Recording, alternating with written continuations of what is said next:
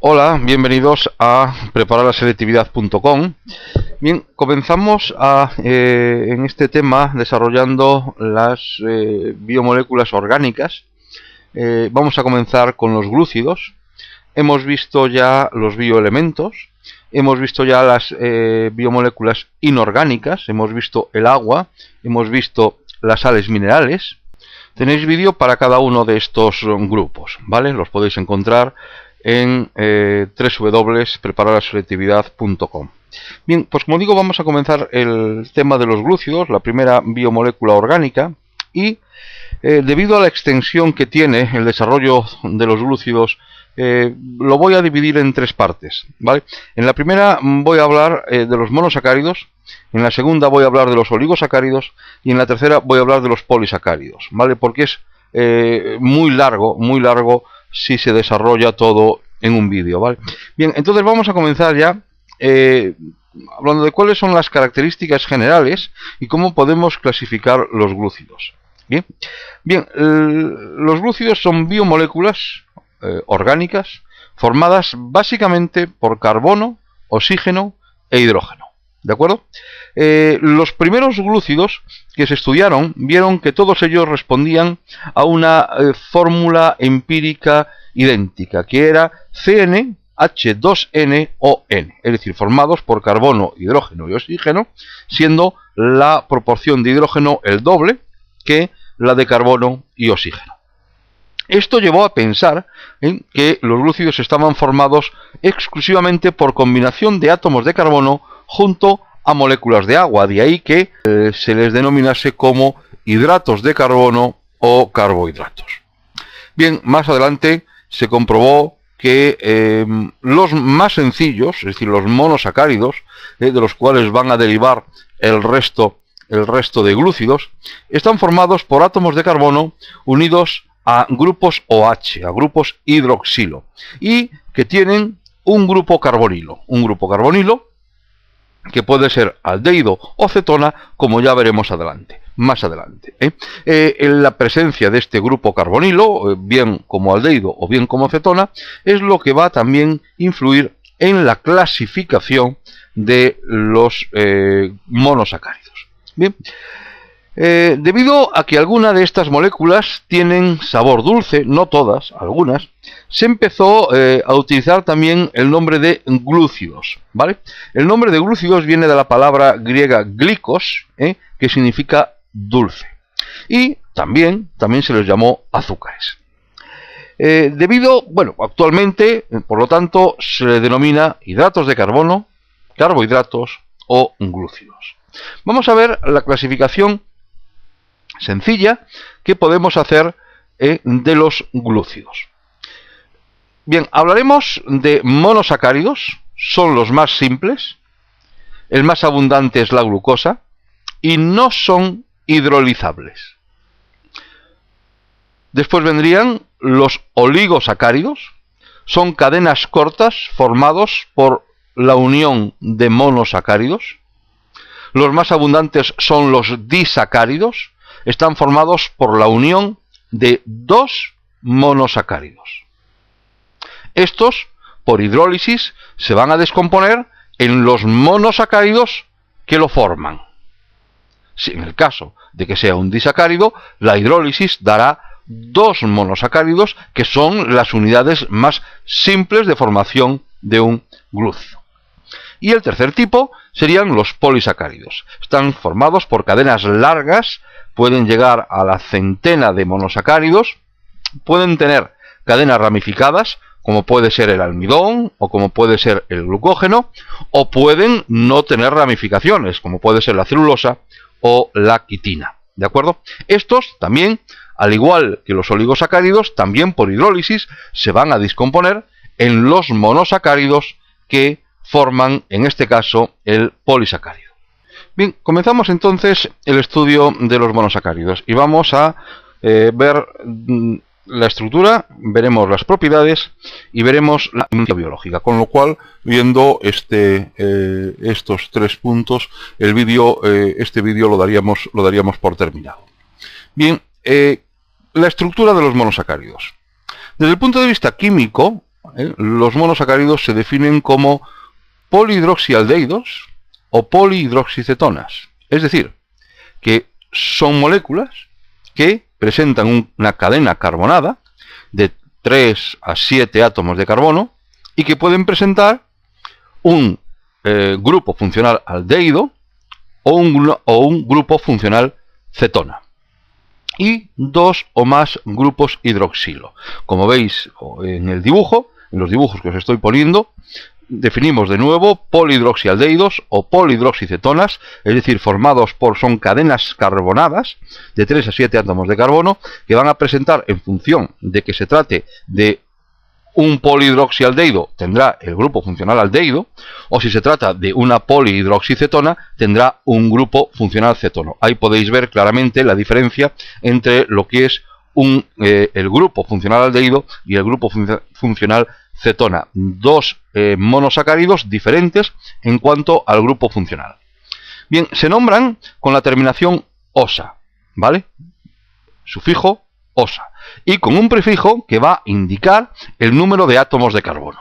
De tal manera que si estamos hablando de un monosacárido de 3 átomos de carbono, será una prefijo, osa, sufijo. Si tiene 4 átomos de carbono, hablaremos de una tetrosa. Si hablamos de 5 átomos de carbono, hablaremos de una pentosa. Un monosacárido que tenga 6 átomos de carbono será una hexosa y un monosacárido que tenga 7 átomos de carbono será una heptosa. Fijaros entonces que dentro de la nomenclatura del monosacárido ya hemos visto, por un lado, el prefijo que indica el número de átomos de carbono y el sufijo que caracteriza al monosacárido, es decir, la terminación osa. ¿Qué nos falta en la formulación? En la formulación nos falta únicamente indicar si se trata de un monosacárido que tenga un grupo funcional aldehído o que tenga un grupo funcional cetona, ¿vale? Si posee el grupo funcional aldehído, estaremos hablando de las aldosas. Si tiene el grupo funcional cetona, estaríamos hablando de las cetosas, ¿de acuerdo? Por lo tanto, hay que anteponer bien aldo o bien ceto en función de qué grupo funcional lleve. Ahí tenéis, en el caso que tenéis ahí, tenéis 2 monosacáridos, ¿vale? Los dos tienen 6 átomos de carbono, por lo tanto, ¿de qué estaremos hablando? Estaremos hablando de una ex-osa. Ex porque lleva 6 y osa porque es un monosacárido. Ahora, ¿qué hay que añadirle? Bueno, pues hay que añadir el prefijo determinante que va a indicar el grupo funcional que tiene. A la izquierda estaríamos hablando de un grupo funcional aldehído, por lo tanto sería una aldohexosa. Y a la derecha tenemos un grupo funcional cetona, que estaremos hablando de cetohexosa. ¿De acuerdo? Ya veremos más adelante la posición que tiene dentro de la molécula de monosacárido el grupo funcional, bien si se trata de un grupo aldehído o bien si se trata de un grupo cetónico, ¿vale? Pero ahí veis claramente definido en esta imagen lo que es un polihidroxialdehído, polihidroxi. ¿Por qué? Porque tienen varios grupos hidroxi, lo veis tanto en la aldohexosa como en la cetohexosa. Son cadenas carbonadas formados por átomos de carbono, una secuencia de átomos de carbono de 3 a 7 y que ambas van a presentar o bien el grupo funcional aldehído o bien el grupo funcional cetónico, es decir, el grupo llamado carbonilo, ¿vale? Comencemos entonces el estudio de las triosas, es decir, los monosacáridos que tienen 3 átomos de carbono. Responden a una fórmula general, sería C3H6O3. Y tenemos los siguientes. Tenemos una tenemos una cetotriosa y tendremos 2 aldotriosas. Bien, la cetotriosa que tenemos, lo que aparece ahí en la figura, que es la dihidroxiacetona. Y las 2 aldotriosas que tenemos serán el D-gliceraldehído y el L-gliceraldehído. Bien, las dos aldotriosas solamente se diferencian, como veis en la figura, en la posición del grupo OH que se encuentra en el carbono 2, ¿vale? Puede encontrarse, lo tenéis en rojo, situado o bien a la derecha o bien a la izquierda. En el D-gliceraldehído se encuentra a la derecha y en el L-gliceraldehído se encuentra a la izquierda. Fijaos, por lo tanto, que estas dos moléculas son idénticas desde el punto de vista atómico de los elementos que intervienen en su fórmula, pero son diferentes en cuanto a la disposición del grupo OH. Las moléculas así llamadas, es decir, dos moléculas que solamente se diferencian en la disposición de uno de sus grupos, se llamarán isómeros espaciales o estereoisómeros. No vamos a decir nada de la dihidroxiacetona porque solamente hay una, no cabe lugar a lo que estoy diciendo.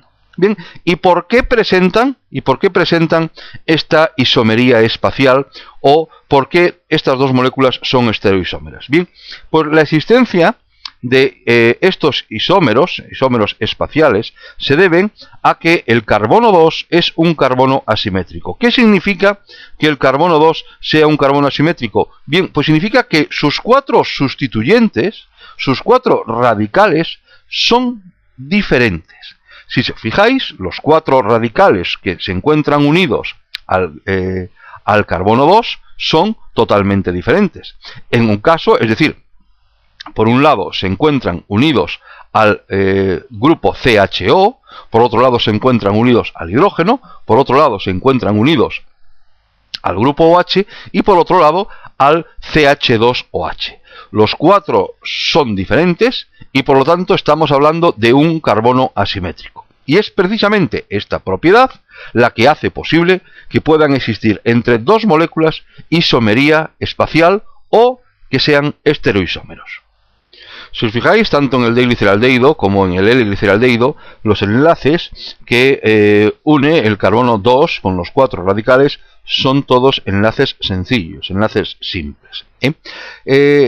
Esto le produce que la molécula tenga una disposición tetraédrica, como veis en el dibujo. Es decir, los radicales del carbono 2 se pueden disponer según una forma espacial tetraédrica que da lugar a dos configuraciones diferentes.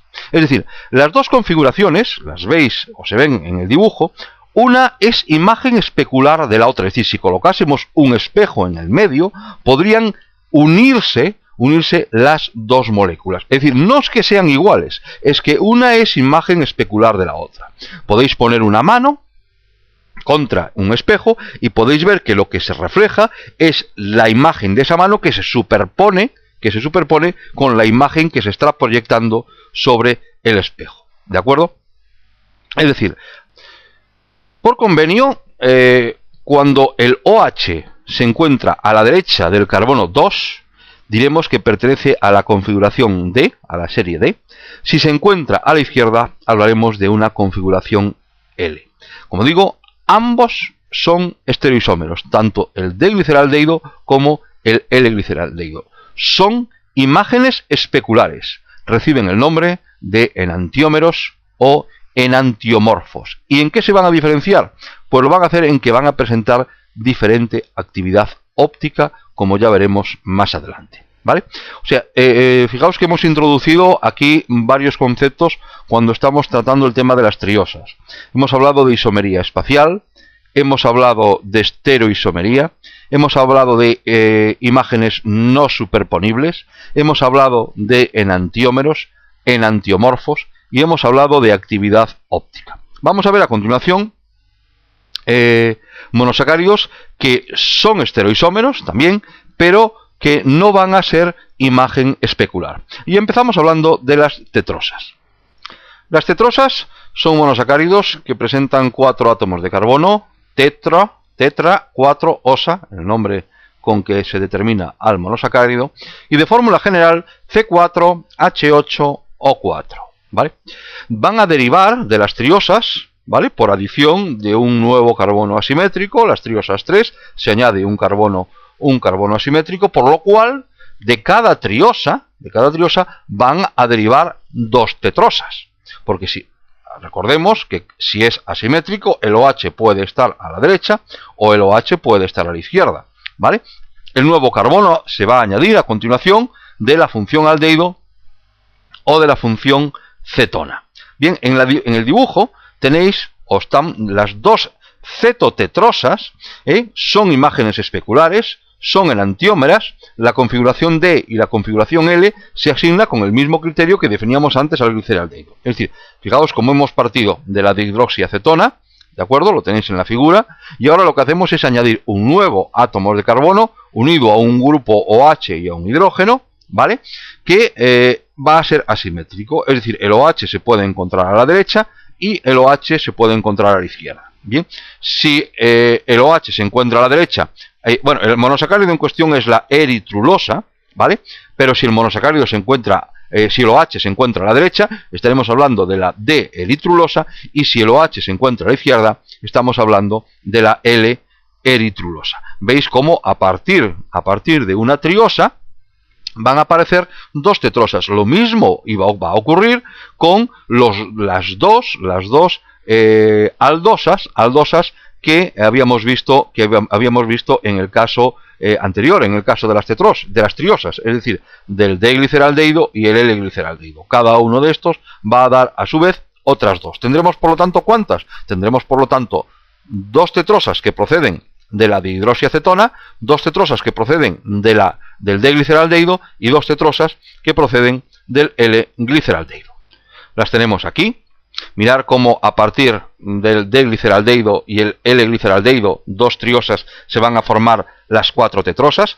Fijaos bien dónde se añade el nuevo átomo de carbono, siempre a continuación del grupo carbonilo, es decir, en este caso es carbono 2. Si os acordáis, en el caso de las cetosas, de la dihidroxiacetona, era en carbono 3, porque el carbonilo en las cetosas está en posición 2. ¿De acuerdo? Bien, pues entonces, como digo, a partir del D-gliceraldehído se añade un nuevo átomo de carbono unido a un grupo OH y unido a un hidrógeno, es decir, forma de nuevo un carbono asimétrico, y en función de dónde se encuentre el OH del último carbono asimétrico, fijaos que no tenemos en cuenta el carbono que acabamos de añadir, sino el último carbono asimétrico. En función de dónde se encuentre el OH, hablaremos de OH de la serie D, o hablaremos o que pertenecen a D, o pertenecen a la serie L, ¿de acuerdo?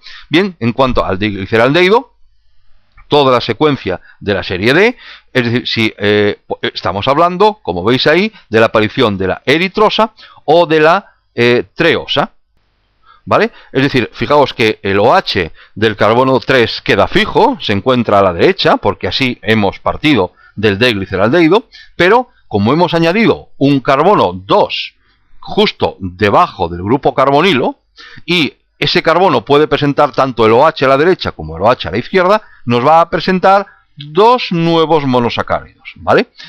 Los dos, repito, que quede esto claro, pertenecen a la serie D, porque que pertenezcan a la serie D lo marca el último carbono asimétrico. Entonces, si el nuevo carbono que hemos añadido tiene el OH a la derecha, estamos hablando de la D-eritrosa, con el OH a la izquierda estamos hablando de la D-treosa.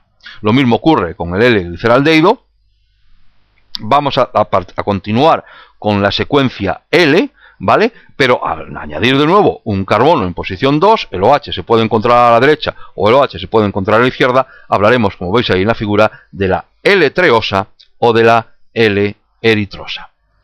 Por lo tanto, las cuatro aldotetrosas que estáis viendo son estereoisómeros, ¿vale? Diferencia, acordémonos del concepto de estereoisómero. Dais un poquito el vídeo hacia atrás si tenéis alguna duda y identificáis claramente o entended claramente el concepto de estereoisomería, ¿vale? Es clave para poder comprender todo esto. Bien, además, ¿qué ocurre? Que la D-eritrosa y la L-eritrosa, ¿vale?, son imágenes especulares. Por lo tanto, si son imágenes especulares, son enantiómeros. Lo mismo va a ocurrir con la D-treosa y la L-treosa. De nuevo nos sale el concepto de estereoisómero, de nuevo nos sale el concepto de imagen especular, el concepto de enantiómero.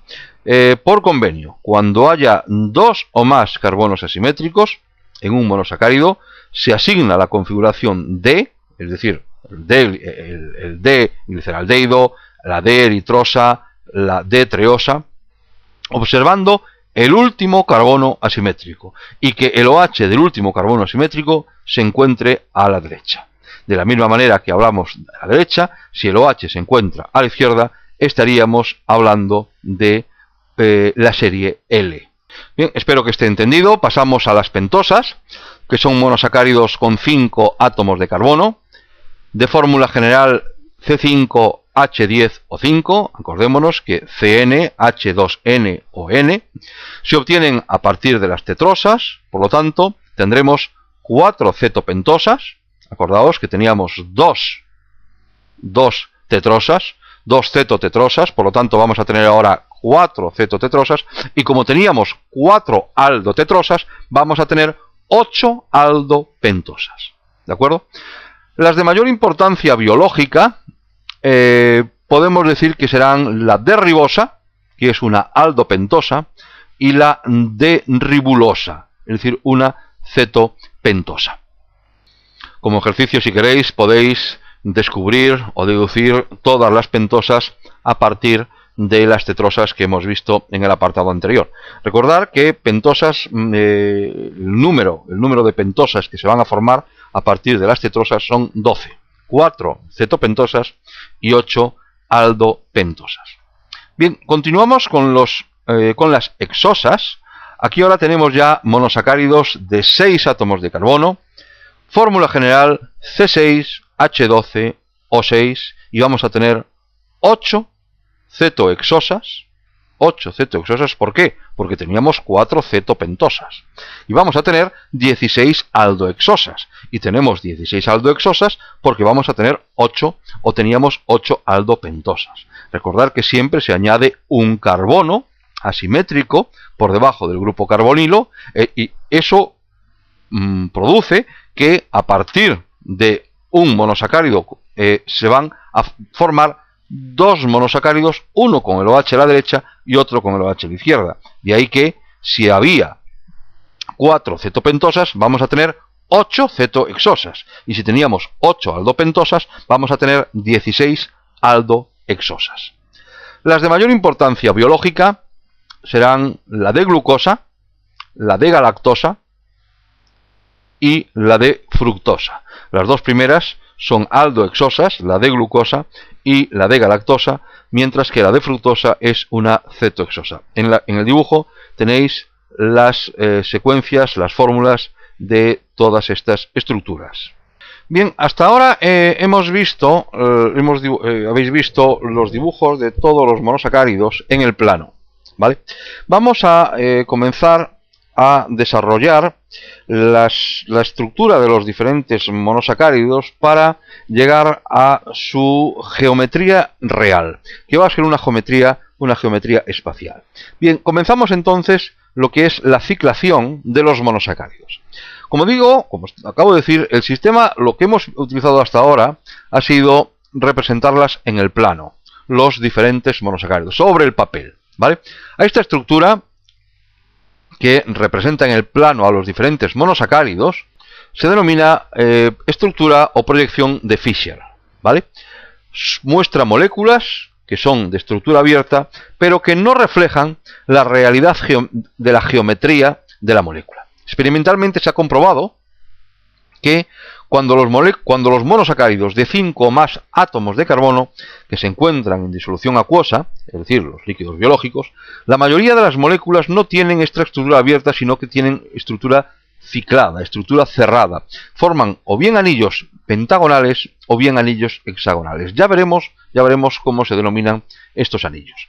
La formación de estos anillos se va a producir, vamos a estar ahora atentos, se va a producir cuando se produce la reacción entre el grupo carbonilo del grupo aldehído o grupo cetona, en función de qué tipo de monosacárido vayamos a ciclar, con el OH del último carbono asimétrico de la molécula. Lo tenéis, está colocado ya en el dibujo. Es decir, para la formación del anillo va a reaccionar el carbonilo con el OH del último carbono asimétrico. Por lo tanto, se va a establecer un enlace entre el OH del último carbono asimétrico con el carbono 1, si estamos hablando de una aldohexosa, o con el 2 si estamos hablando de un monosacárido que tenga por grupo funcional el grupo cetónico. Se establece, por lo tanto, un enlace entre los carbonos que reaccionan y que dan lugar a una estructura cíclica. Como consecuencia de este enlace, ¿vale?, el grupo carbonilo, y repito de nuevo, carbono 1 en la aldosa, carbono 2 en las cetosas, se convierte también en un carbono asimétrico, como podéis ver, como se puede ver en la figura. Aparecen, por lo tanto, dos nuevos estereoisómeros que le llamaremos anómeros, ¿vale? Estos dos estereoisómeros aparecen desde el momento en que se produce la reacción entre el OH del último carbono asimétrico con el grupo funcional, bien sea aldehído o bien sea cetona. En un caso será el carbono 1, en otro caso será el carbono 2. Vamos a ver algún ejemplo de esto. Veremos un ejemplo tanto de una hexosa como de una cetosa. Bien, vamos a ciclar la de glucosa. La de glucosa, al ser una aldohexosa, pues va a reaccionar el último OH del carbono asimétrico, es decir, el del carbono 5, con el grupo funcional que se encuentra en el carbono número 1. Bien, ahí tenéis, por lo tanto, la secuencia de los pasos que tienen lugar para llevar a cabo la ciclación, y veis que la de glucosa en el medio, cuando se produce la reacción, ¿qué es lo que ahí reacciona? El hidrógeno, veis cómo va al oxígeno del grupo funcional, y bien se puede formar a la izquierda o el anómero alfa, o bien se puede formar el anómero beta, ¿vale?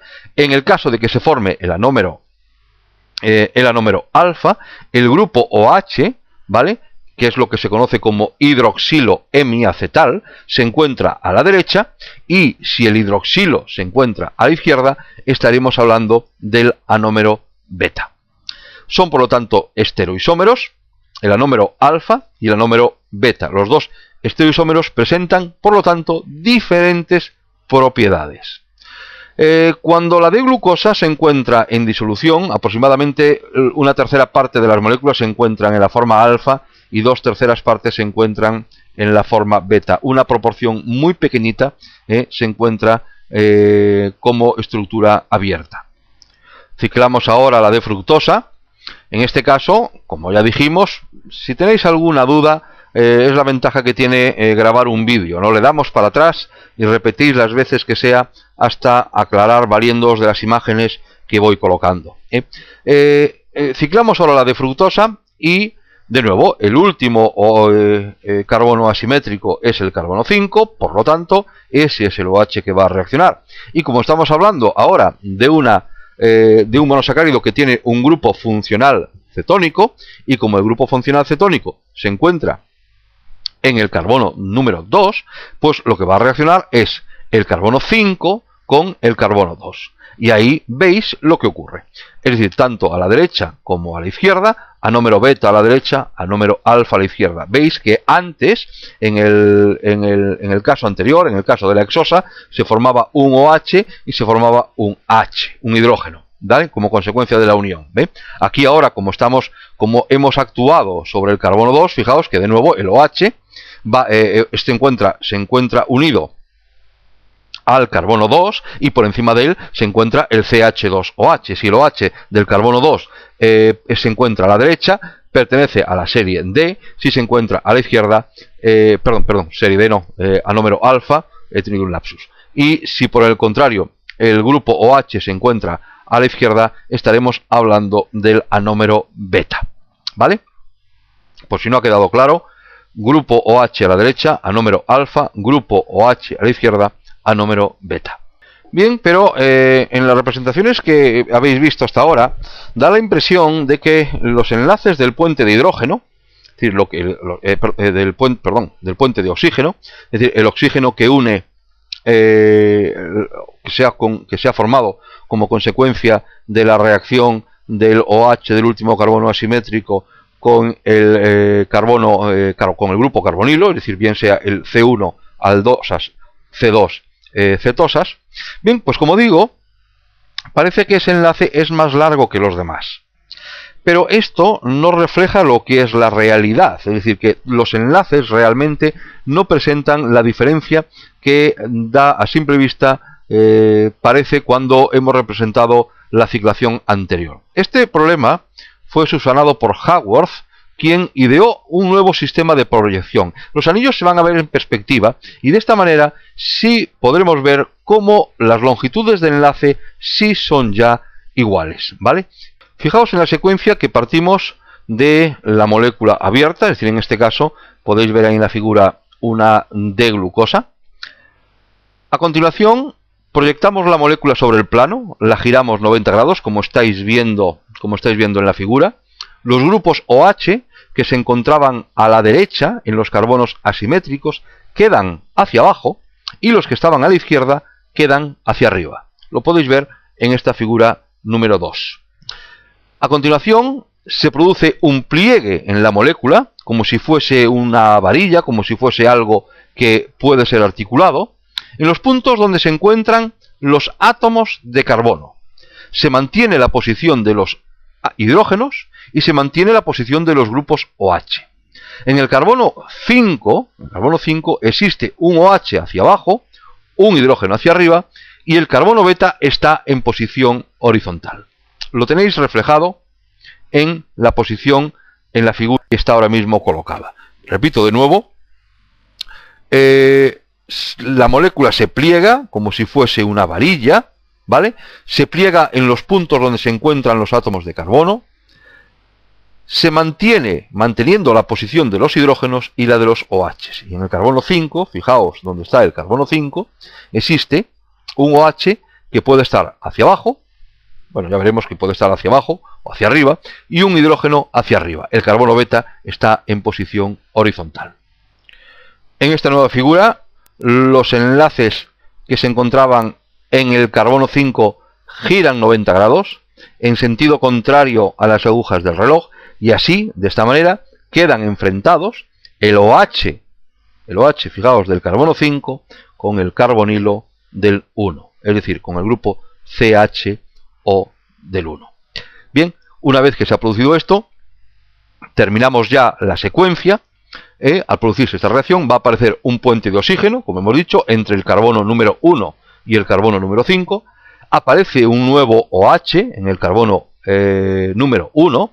Es el carbono número 1, por lo tanto ahora este es un carbono asimétrico, donde el OH puede quedar por debajo o puede quedar por encima. Si queda por debajo será el anómero alfa, si queda por encima será el anómero beta. Esta es la proyección de Haworth, ¿vale?, que explica las carencias que tenía Fischer, es decir, Fischer en cuanto a las longitudes del enlace. Vemos ahora que las longitudes del enlace carbono-carbono, las longitudes del enlace carbono-oxígeno, oxígeno-carbono son iguales.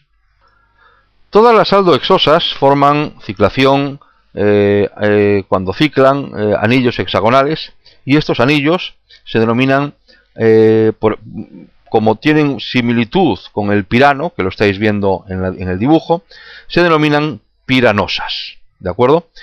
Presentan un vértice ocupado por un oxígeno y el resto son la secuencia de átomos de carbono. Bien, lo último que nos queda por decir es que este anillo hexagonal que hemos visto en la proyección de Haworth no es plano, sino que se encuentra dispuesto con una geometría espacial y puede presentar dos conformaciones, la conformación silla o la conformación bote. Ahí tenéis las dos. La forma más estable es la forma silla, por una razón.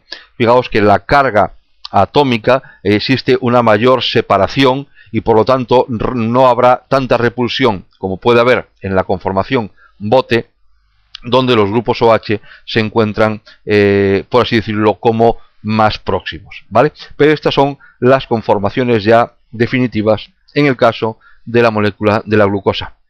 Bien, la proyección de Haworth para la fructosa y resto de cetohexosas, pues bueno, también para las aldopentosas, presenta un anillo, en este caso de 5 enlaces, ¿vale? Donde también uno de sus vértices está ocupado por el oxígeno. En este caso diremos que por guardar similitud con el furano, el anillo del furano, que lo veis ahí, pues hablaremos del grupo de las furanosas, ¿vale? Este anillo tampoco es plano, al igual que ocurría tanto con la forma silla como con la forma bote, tampoco es plano, sino que presenta una conformación de sobre, que es la que tenéis ahí en la figura, ¿vale? De todo lo anterior, por lo tanto, sacamos en conclusión que el nombre completo de un monosacárido con estructura cíclica, ¿qué es lo que tiene que llevar y en qué orden? Primero, debe llevar si se trata de un anómero alfa o si se trata de un anómero beta. Debe llevar también o identificar si se trata de un enantiómero de la serie D o de la serie L. Debe llevar el nombre de la molécula, glucosa o fructosa, y el tipo de estructura cíclica, furano o pirano. Repito todo. Secuencia que tiene que llevar, o sea, nombre completo de un monosacárido con una estructura cíclica. La secuencia y orden. Primero, si estamos hablando de un anómero alfa o de un anómero beta. Alfa, lo que sea. Beta, lo que sea. Si estamos hablando de un enantiómero D o si estamos hablando de un enantiómero L. Alfa D, lo que sea. Alfa L, lo que sea. El nombre de la molécula. Alfa D gluco, si estamos hablando de la glucosa. Y por último, el tipo de estructura cíclica que presente, es decir, furano o pirano. Ahí tenéis en este dibujo pues el nombre completo de diferentes monosacáridos ya en la estructura de Haworth. Bueno, espero que haya quedado todo comprendido en cuanto a la estructura de los monosacáridos. Continuamos con las propiedades de los monosacáridos, ¿vale? Propiedades físicas. Bien, los monosacáridos son sustancias de sabor dulce, son muy solubles en agua, debido a la presencia en sus moléculas de los grupos OH, que, como ya vimos en el tema del agua, cuando vimos los principios inmediatos, el agua, vimos que establecían enlaces de hidrógeno entre las moléculas o con las moléculas de agua. Si queréis repasar eso, podéis poner en el buscador preparar la selectividad, principios inmediatos, el agua, y ahí se desarrolla cómo se forma el puente de hidrógeno. Otra propiedad es que son cristalizables, es decir, son capaces de formar cristales en estado sólido de color blanco, debido a la presencia de carbonos asimétricos en sus moléculas van a presentar estereoisomería, ¿de acuerdo? Todo esto, a excepción, acordaos que veíamos que la dihidroxiacetona no presentaba esta propiedad. La mayoría de los monosacáridos que existen en la naturaleza tienen configuración D. Otra propiedad es que, excepto la dihidroxiacetona, los demás monosacáridos presentan actividad óptica. Esta propiedad, ahora veremos lo que es, esta propiedad se debe también a la presencia de carbonos asimétricos en sus moléculas. Y consiste, la actividad óptica, en que cuando hacemos incidir sobre una disolución de monosacárido un rayo de luz polarizada, sabemos que la luz polarizada es aquella que vibra en un solo plano, se va a producir una desviación en el plano de la luz. Este fenómeno se puede estudiar con un polarímetro. Es un instrumento que consta de un polarizador, es decir, que convierte la luz ordinaria en luz polarizada, y de un analizador que va a medir el ángulo de desviación de la luz polarizada una vez que atraviesa la disolución que contiene el monosacárido. Bien, lo vemos perfectamente bien en el dibujo que tenéis ahora mismo delante. Si el plano de polarización, ¿vale?, se desvía hacia la derecha, estamos hablando de una molécula dextrógira y se simboliza colocando el signo más delante del nombre del monosacárido. Si el plano se desvía hacia la izquierda, estaremos hablando de una molécula levógira y se simboliza con el signo menos. ¿De acuerdo? Entendido, por lo tanto, lo que es actividad óptica, es decir, capacidad de desviar el plano de la luz polarizada bien a la derecha o bien a la izquierda. Los estereoisómeros, que son imagen especular, recordemos que eran los enantiómeros, por ser parado, desvían la luz polarizada el mismo ángulo, pero en direcciones opuestas. Si uno es de estrógiro, el otro es levógiro. Por ello, hablamos de que son isómeros ópticos. Fijaos lo que decíamos, que tenían propiedades diferentes. Ahora bien, no siempre el enantiómero de configuración D es de estrógiro, y no siempre el enantiómero L es levógiro. La configuración, ¿esto para qué? Para que quede claro que la nomenclatura o la configuración D o L nada tiene que ver con la actividad de estrógira o la actividad levógira. Ejemplo, la D-fructosa puede ser levógira. La nomenclatura sería la D menos fructosa. Y su enantiómero, es decir, la L-fructosa, puede ser destrógira. Es decir, la L más fructosa. ¿De acuerdo? ¿Se entiende bien esto? La mezcla equimolecular de los enantiómeros de una molécula no desvían el plano de luz polarizada. Por ello, a esta mezcla se le denomina mezcla racémica. Nuevo concepto. ¿Qué es una mezcla racémica? Bueno, pues es una mezcla equimolecular de los enantiómeros que no van a desviar el plano de la luz polarizada.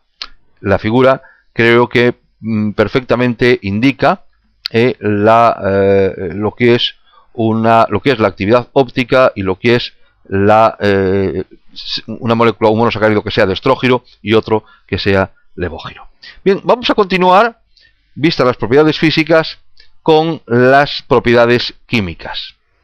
La primera es la capacidad reductora, y esta propiedad va a servir de hecho de prácticas en laboratorio para poder identificar aquellos monosacáridos que sean reductores. Vamos a verlo. Bien, el grupo carbonilo del carbono 1 en las aldosas y, lógicamente, del carbono 2 en las cetosas, como ya hemos visto, puede oxidarse siempre que esté presente un agente que acepte los electrones que ahí se van a producir.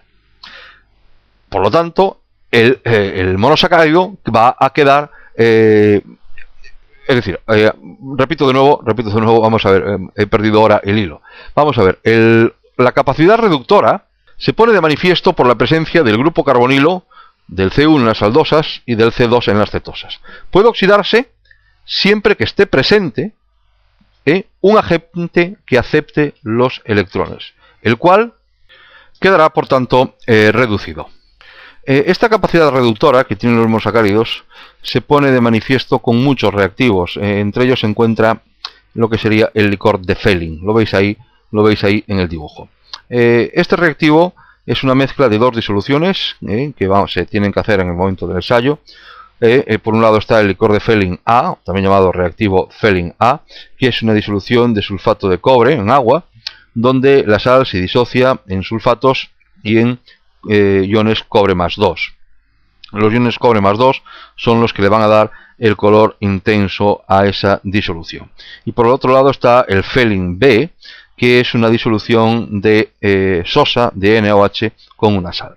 De tal manera que si a un tubo de ensayo que contenga una disolución con un monosacárido se le añade este reactivo, cuando se calienta se observa que el tubo aparece un precipitado de color rojo ladrillo. Esto es debido a que el monosacárido se ha oxidado, cediendo los electrones al ion cobre más 2 del reactivo, el cual se reduce a cobre más, precipitando como óxido cuproso, que presenta el color que estamos mencionando, rojo ladrillo. Esta es la manera por la cual podemos identificar un monosacárido valiéndonos de su capacidad reductora. Para terminar con los monosacáridos, vamos a ver entonces cuál es la importancia biológica de estas moléculas. Las triosas. Aquí, acordaos que teníamos el D-gliceraldehído y la dihidroxiacetona. Bien, pues tanto el D-gliceraldehído como el gliceraldehído 3-fosfato, tanto la dihidroxiacetona como la dihidroxiacetona fosfato, se forman en procesos importantísimos como son la respiración celular o como es la fotosíntesis. Las pentosas. La D-ribosa, en su forma beta, forma parte del RNA, es decir, del ácido ribonucleico, y de otras moléculas de vital importancia en la biología del ser vivo, como puede ser el ATP. Un derivado de la D2-desoxirribosa, también en su forma beta, forma el DNA, o sea, forma parte del ácido desoxirribonucleico. La D-ribulosa, en la forma de la D-ribulosa 1,5-difosfato, desempeña una importante función en la fotosíntesis, pues es la que se va a encargar de fijar el CO2 del aire. Y ya las hexosas, la D-glucosa, bueno, pues es el combustible celular por excelencia, ¿no? Significa que las células utilizan la glucosa para extraer energía, la energía que se acumula en sus enlaces mediante procesos de oxidación, que es lo que se llama la respiración celular. Las células van a utilizar toda esta energía para llevar a cabo sus funciones vitales. En los animales, la glucosa se encuentra en estado libre en la sangre, aproximadamente 1 gramo por litro en el hombre. En los vegetales la glucosa se encuentra, se forma en el proceso de la fotosíntesis, cuya ecuación es inversa a la respiración, la tenéis ahí en la figura. La glucosa en los vegetales se encuentra en estado libre, en las frutas, sobre todo en las uvas. La mayor parte de los oligosacáridos y los polisacáridos se van a formar a partir de esta molécula de glucosa o de sus derivados, ¿vale? Y otras hexosas importantes, tenemos por ejemplo la D-galactosa, no se encuentra en estado libre, forma parte de otros glúcidos, del azúcar de la leche o lactosa y de polisacáridos más complejos, ¿vale? Y también tenemos la D-fructosa, que es el azúcar con mayor poder edulcorante, se encuentra en estado libre en las frutas, en la miel, y forma parte también de lo que es el azúcar de mesa o la sacarosa, ¿vale? Bueno, pues entonces hasta aquí el tema de los monosacáridos dentro de los glúcidos. Acordaos de que ya veis la amplitud que tiene desarrollar únicamente los monosacáridos, y por eso partimos en 3. Ahora la grabación siguiente será sobre los oligosacáridos, para terminar con los polisacáridos, ¿vale? Espero que lo hayáis entendido, y ya digo, si tenéis alguna duda, dar para atrás a la secuencia y repetirlo las veces que necesitéis.